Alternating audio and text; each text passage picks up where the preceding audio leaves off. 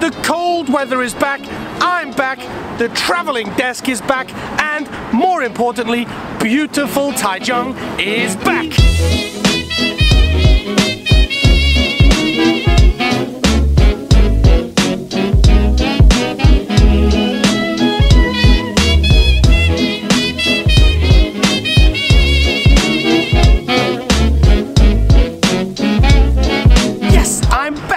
In this short video, I have a story I want to share with you from my life in Taiwan, and specifically about some of the awesome people that I've met here. So let's get to it. In order to give this video a little foundation, a meaning, and a bit of a direction, there is a piece of information that you need to know. Taiwan repeatedly, over and over, gets voted into the top 10 safest countries in the world. And according to one particular study last year, Taipei City was given a crime index rating of 15.76. Unbelievable, right? It basically means incredibly safe, and gave Taipei third place, meaning that out of 378 cities across the world, Taipei is the third safest. Compare this to my home city of Liverpool, which scored a crime index of 38.8 and came 146th out of 378. You can start to see how safe foreigners here in Taiwan can feel. So this story that I want to share with you actually serves to back up this fact and gives me an opportunity to talk about some of the amazing, awesome people that popped into my life. In this particular case, not my friends or colleagues or students, but instead some completely random people that took part in a small but significant event in my life that factored into me making the decision to stay here and build a life for myself in Taiwan.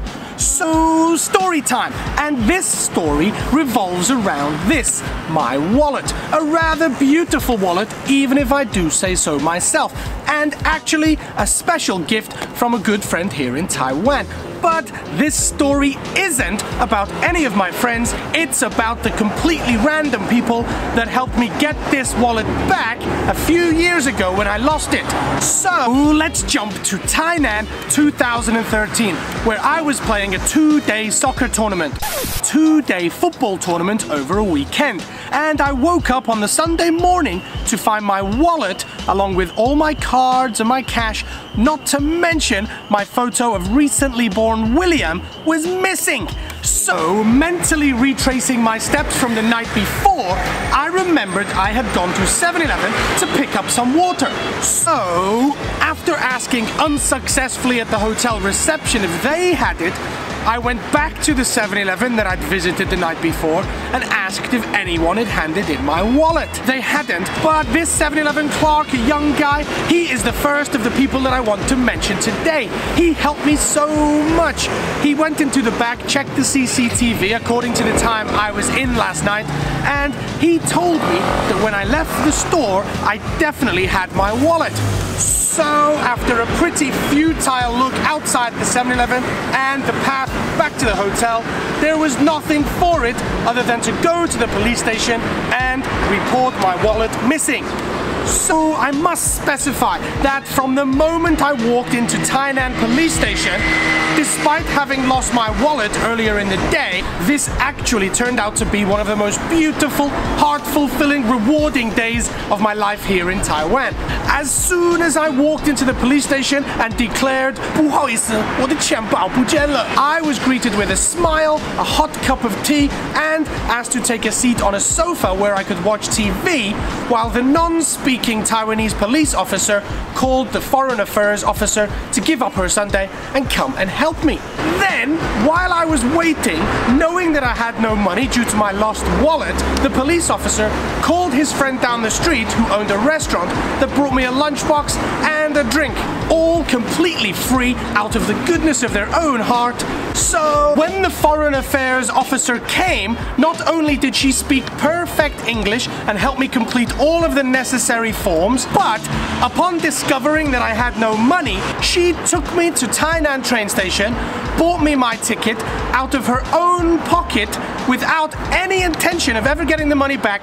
Just a genuinely honest, incredibly generous gesture to a person that she had never met before, but she could obviously see was in need of help. It's one of the few times in my life where I've felt genuinely helpless and humbled, yet felt so safe and secure knowing that I was surrounded by people who were willing unconditionally to jump in and help and get me back home nice and safe. So to that officer that bought my ticket, to the policeman in the police station, to the guy from the restaurant that brought me lunch, and of course to the clerk in 7-Eleven that searched the CCTV for me, I want to say thank you. I want to say from the bottom of my heart, thank you. Your kindness and generosity and willingness to help someone in need just added to the countless positive feelings that this country has given me and given me reason to stay and call it home. So after all that, you're probably thinking about the wallet. What happened to it and how did I get it back? Well, about 4 days later, I went to my post box, opened it up, looked inside, and what did I find but a brown manila envelope with my Chinese name and address on it. Opened it up, and what's inside but my wallet. No name, no note, nothing. Just the wallet. Nothing at all inside to let me know who was responsible for returning it.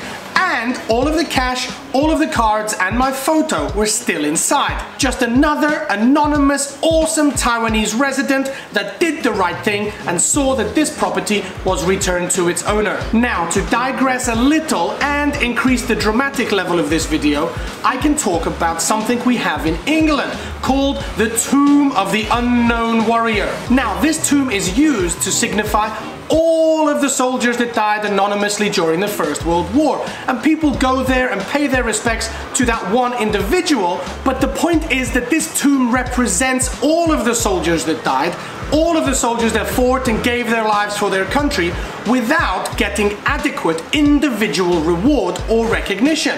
So, without wanting to sound too dramatic, similar to the Tomb of the Unknown Warrior, to the person that found my wallet, picked it up, looked inside, checked the address, put it in an envelope, paid at the post office to send it to me, all anonymously without the possibility of reward or recognition, to you, to that person. You represent the millions of like-minded, generous, kind-hearted Taiwanese that will go out of their way to help and make foreigners feel safe and welcome here in Taiwan.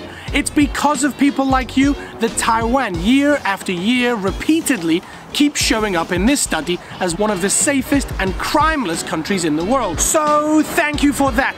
Thank you to the one individual that returned my wallet, and thank you to the millions of you here that I know would do exactly the same. This country is all the more beautiful because of people like you.